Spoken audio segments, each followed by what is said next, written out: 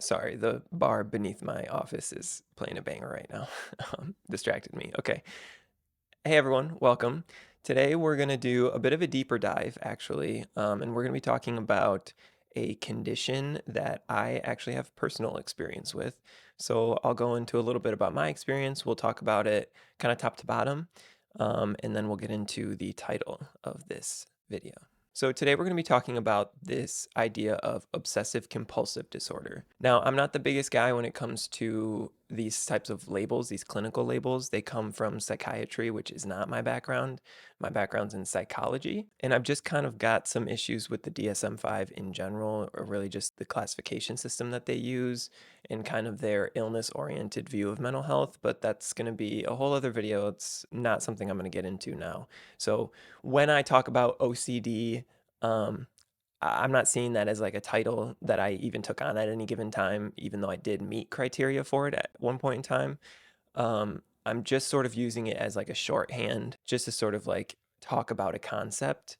Um, but don't feel like you need to be bound to any of these sort of categories. Just wanted to give that heads up so everyone knows where I stand on that stuff. I'm not bound to these labels. That said, let's talk about OCD. So I'll put the criteria in the DSM-5 up right here on the screen. Basically, it centers around two things, and they're in the name, so you probably already know them. That's obsessions and compulsions. And these obsessions are things that our mind gets oriented around. So things that become very central in our space of focus become really important to us, things that we put a lot of energy and thought into.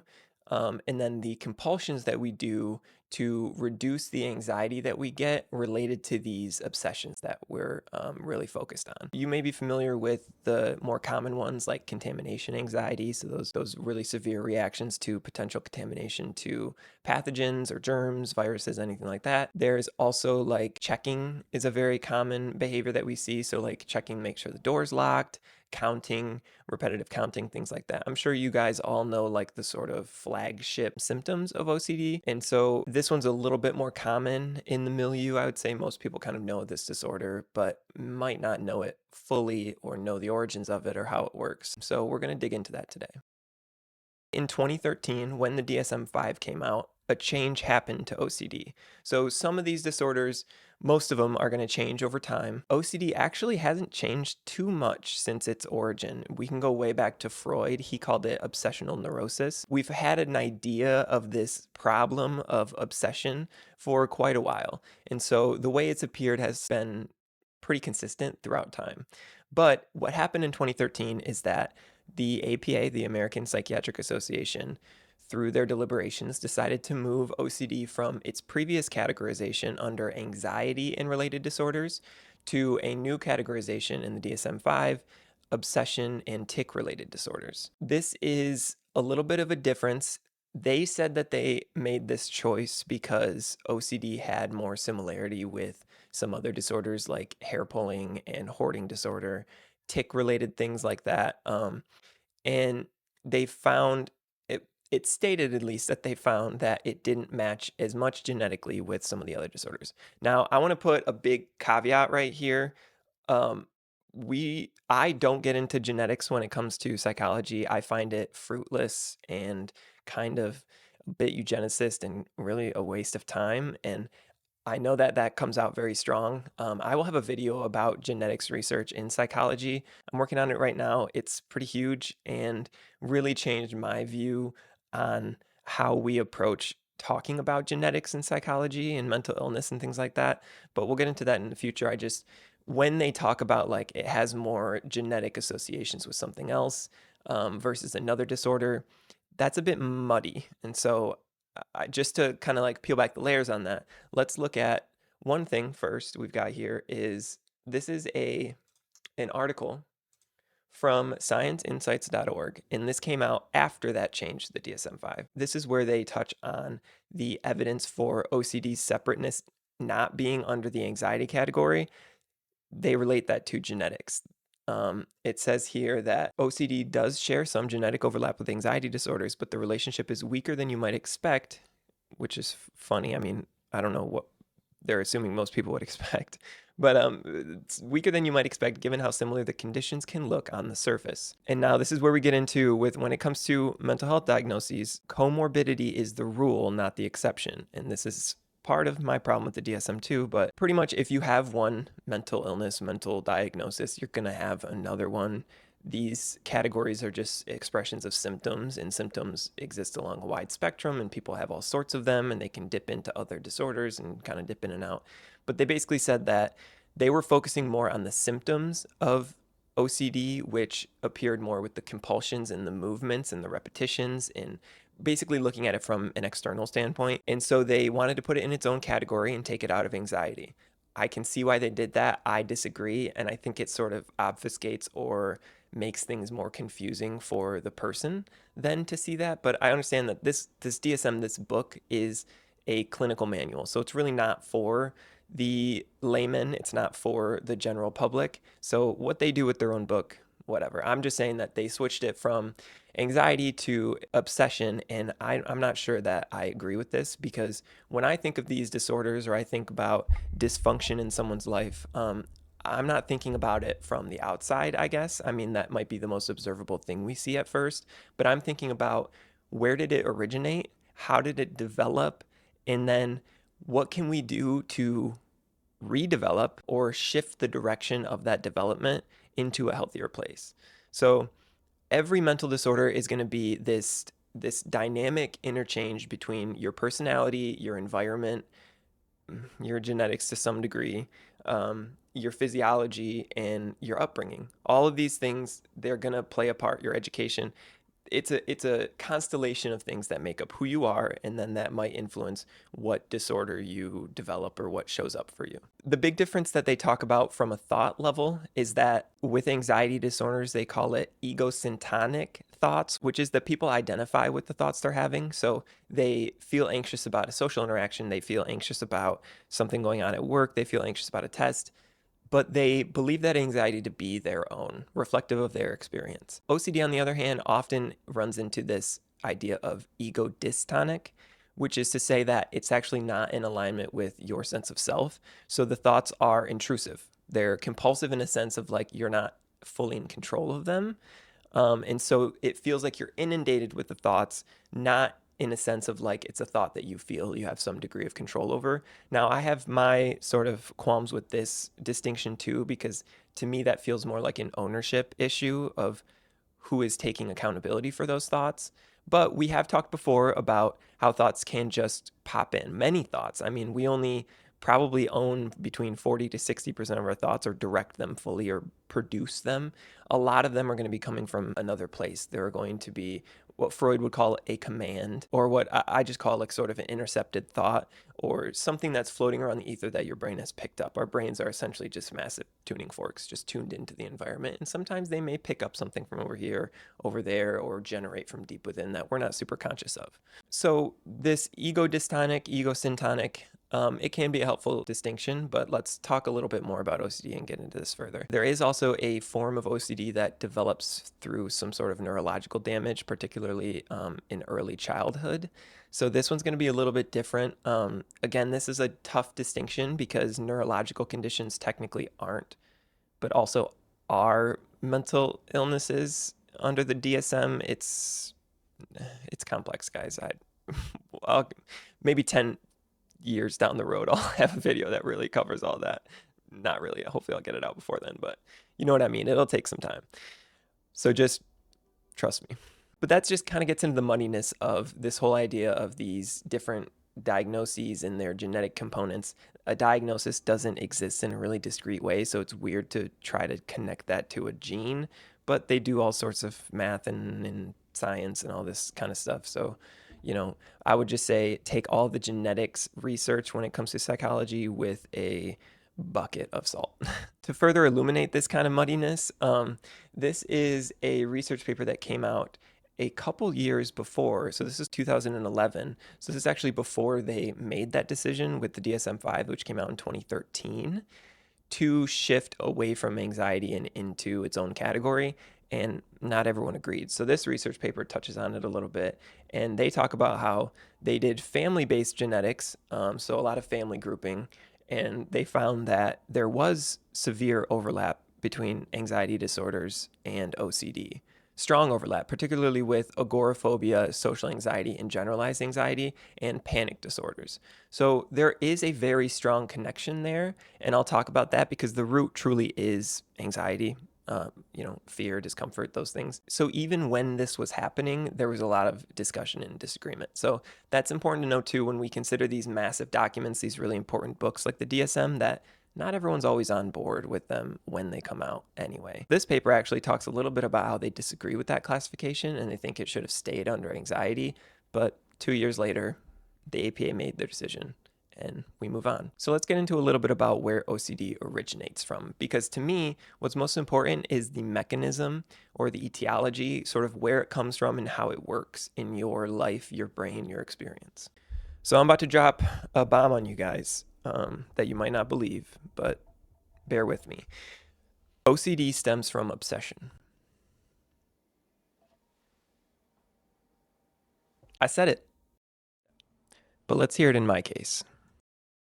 To make an example of this, I guess from the psychological side, I'll use myself because I actually, like I said before, I did meet criteria for this condition at one point in time and actually self-treated my way out of it. So I think I have a good understanding of how it works. I did a lot of thinking, a lot of exploration back then. Let's talk a little bit about it in my case. So it is 2017 and I am a sophomore in college. It's my second year and I'm working at a bar and restaurant and I was a server. Many of you that worked in food service probably know, but to run cups through the dishwasher, they're put in a sort of grid. It's this like crate that has different slots. Ours was a 5x5 grid and we had 3 different cup options. So we had the large cup, the small cup, and the mug. What that did, basically, you would have them up on a rack, and then when you'd fill it, you'd drop it down, give it to the dish pit, and they would, run it through the machine, blah, blah, blah. When I first noticed that I had hit the level of a diagnosable condition, when the distress had really become so overbearing on me that I hit that, that criteria of impacting your daily life, your functioning. I first noticed that when I was serving. This is where I talk about like how personality shapes into it, because if you're not an obsessive person or like what they call like a type A, it's unlikely you'll develop an obsessive disorder because our dysfunctions arise from our personality and who we are. There's always that interplay between the two. So for me, I've always just sort of been a bit of a neurotic, obsessive person. It's gotten better over time, thankfully. But I was very, very interested in symmetry. It was very pleasing to me. I like things being symmetrical. Anytime I would do any sort of arts or anything, it was always symmetry to me. It was very important. And at the time, I also really liked predictability. I struggled a lot. I guess I should say I struggled when I didn't have predictability. When I would be out with friends and I thought we were going to A location to B location to home, and then they throw in a C location in there, I would nearly have a panic attack. The distress would become so overwhelming to me, I could barely handle it. I kind of attributed that to other anxiety things. And like I said, these are all intertwined, so it's impossible to really tease out fully. But it was just part of a general concept I had, a low self-esteem. I was very anxious socially. I was worried about how I was perceived. I didn't have a strong sense of confidence. I was still working on solidifying my superego and really working out my identity. And so I felt unsteady. Anxiety makes you feel that way. It doesn't make you feel prepared. It makes you feel unsteady, uneasy, and without a strong foundation. So I had this overwhelming experience of anxiety that I would feel all the time. And it would really hit its peaks at certain times. And I realized that one of these times was when I was working. Serving is a very fast-paced environment.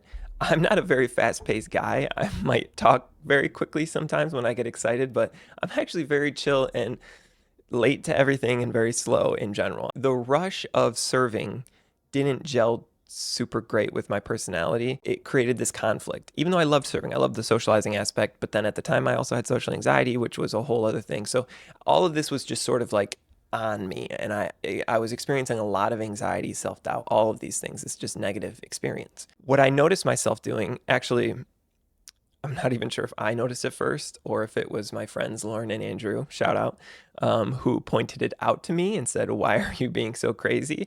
I was basically forcing symmetry on those dish racks. So let me explain it. Like, I would become very anxious and sort of emotionally out of control if I saw the dish rack looking like this, where there's a little asymmetry, a mug over here, something up there, and it just looked off to me. Everything else in my life did not feel in my control. I was financially struggling. I wasn't super sure if I wanted to finish my psychology degree or transfer to something else. I was just going through a lot of struggle and I wasn't feeling sure of myself. And so I was seeking that sort of order and control that makes you feel calm, or at least made me feel calm, because order and control, based on my personality, did make me feel calm.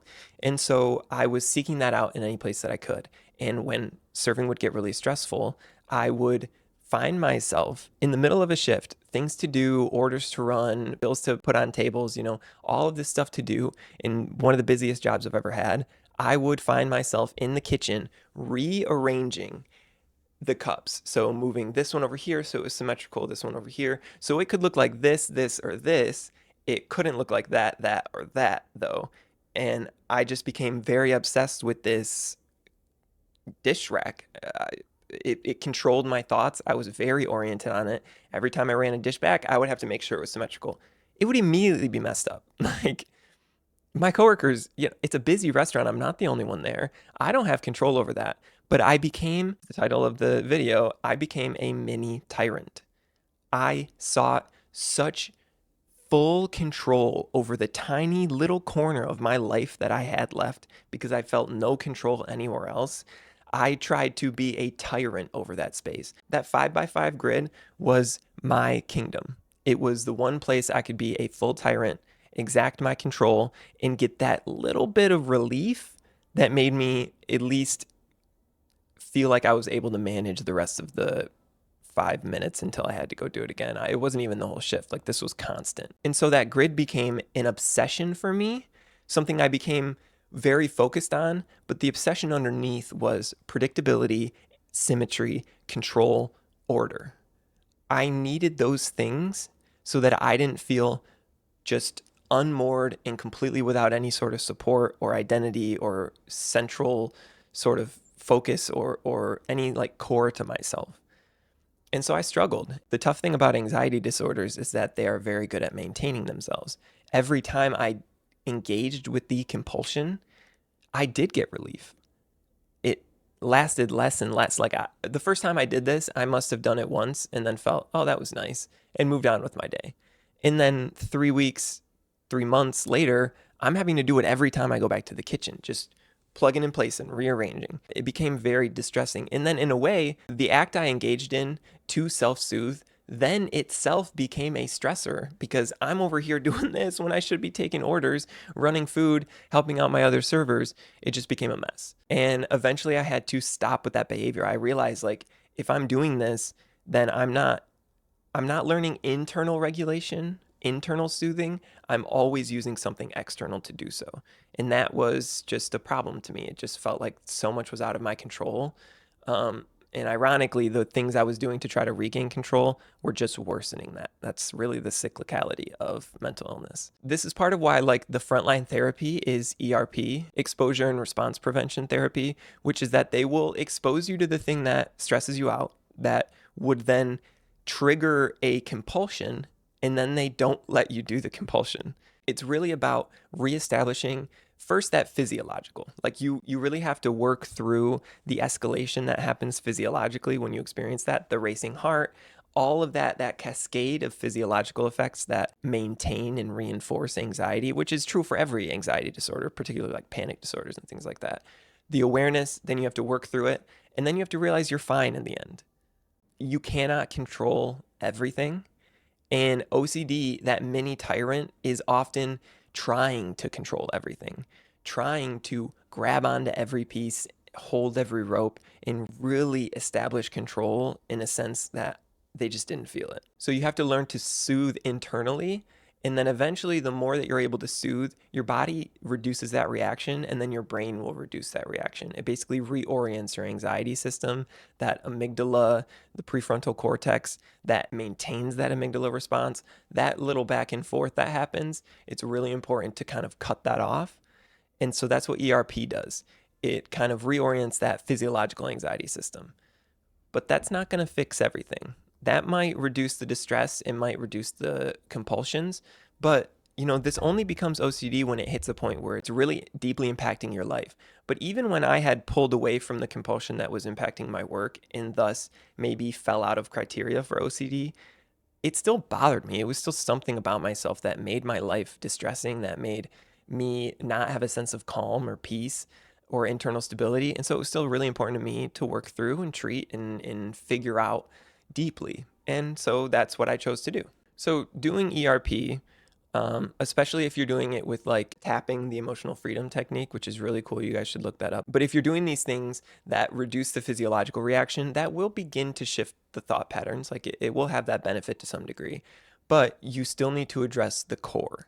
What in your personality influenced your environment, influenced your reactions, which kept this cycle going?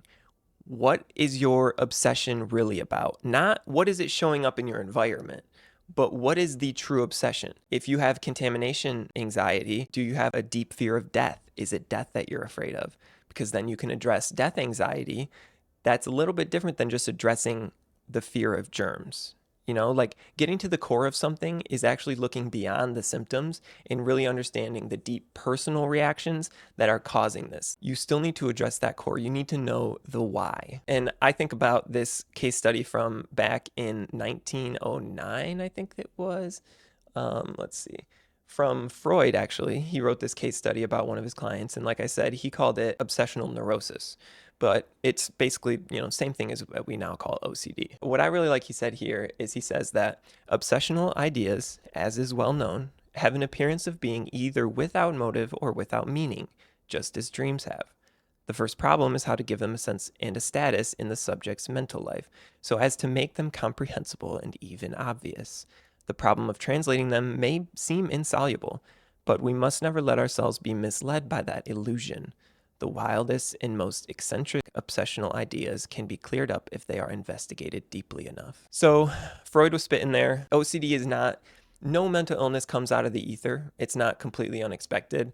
I mean, for the most part, we did talk about how there may be some sort of like neurological toxin or damage that really sparks OCD in some people. But for the vast majority of OCD cases, we're talking about something that develops out of this interaction between your environment, your personality, your reactivity, your education, your thoughts, all of that. So it really is important to dig deep to understand where the obsession comes from, because that is the central part of the disorder. What are you obsessed about?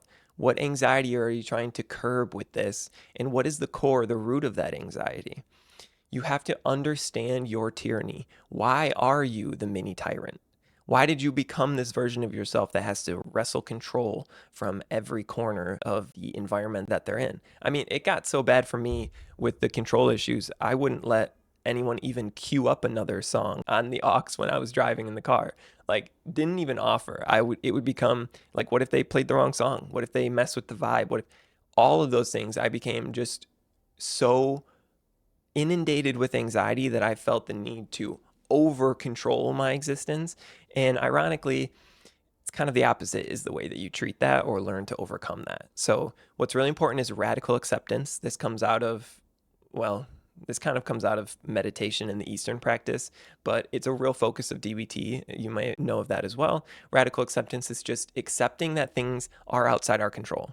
We can change some things, and those things we should change if it's important to us. And then there's so much we cannot change, and it would be a waste of your time and energy to try to change it. And every moment that you spend not accepting the things you can't change, you're living in a delusional denial of your existence and of the potential futures that you could achieve. So radical acceptance is huge. That ties in with meditation. That's also very good. When I had OCD, I was not meditating. When I got into meditating, all the OCD symptoms kind of dulled a little bit because I came to know my thoughts a little more. So when a thought came in, I could tell, oh, that's mine. That's an anxiety I need to address, something I'm worried about. I'm not prepared properly for work. I messed up this social interaction and I got to learn from that, whatever. I could get a little bit better at separating that from the what Freud would call the command, or the intrusive thought that comes in that feels external but still feels very influencing. After you try radical acceptance and meditation, I would also recommend throwing in some progressive muscle relaxation, because those of you that are very tense type A people will know we carry that in our body. That tension, what we call like fear, anxiety, stress, that feels in the body as a form of tension. And whether you want to do sort of acupuncture, or you want to do meditation, or you want to do one of those rooms where you just go smash stuff for 20 minutes, whatever you want to do, but that tension has to be released. You cannot store that in your body. And so if you're someone with OCD, or with this really compulsive, obsessive sort of personality, or this someone that takes in a lot of tension and carries that in their bones, then progressive muscle relaxation can be a very good practice to help you get out of that and help you work through the tensions as they build up in the body, so it doesn't feel like they're stacking up too much in certain areas and really causing a lot of distress by blocking up the energy flow in your body. And I know that sounds a little woo-woo, but it is true. I mean, we do have energy that flows through us, and when we're not letting it out, it just builds up in there. Emotional energy, psychic energy, whatever you want to call it, we need to process, extinguish, remove, let go, whatever it is. We have to get through that. We can't all carry it within. So progressive muscle relaxation can be a really good thing, especially right when you lay down to bed, to kind of get rid of that tension and kind of ease into your body. So I hope this exploration of OCD and this concept of the mini-tyrant puts this in terms that are beneficial for you, that you can work with. I hope you have a deeper understanding of obsessions, compulsions, why you do them, and take this information and really dig deep. Like Freud says, anything can be cleared up if it's investigated deeply enough. So I'll leave you with that, and I'll see you guys next time.